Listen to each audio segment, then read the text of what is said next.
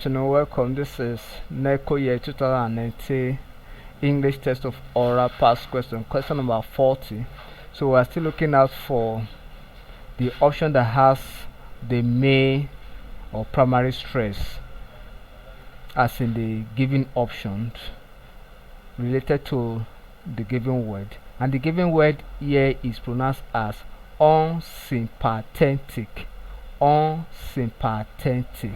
So in the options below, option A, UN is capitalized, so want to know if that is where the stress falls. Option B, SYF is capitalized, to find out if that is where we have our stress. In option C, PA is capitalized, to find out if that is where we have our stress.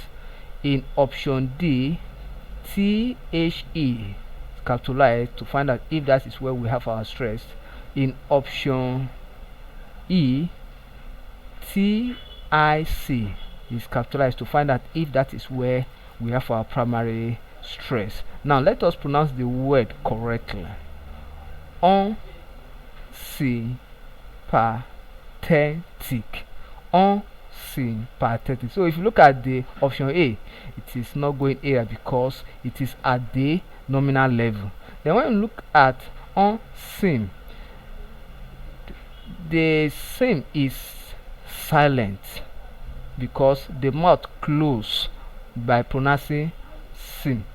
Then when we pronounce pa, that is when we now have a bit of our rising tone.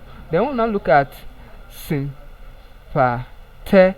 So at the pronunciation of te, the voice rise. The voice rise. Pa, then take the voice fall.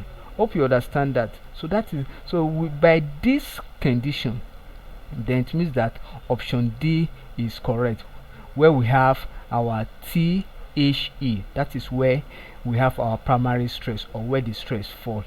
Thank you and God bless you. Ensure you subscribe for more of our videos.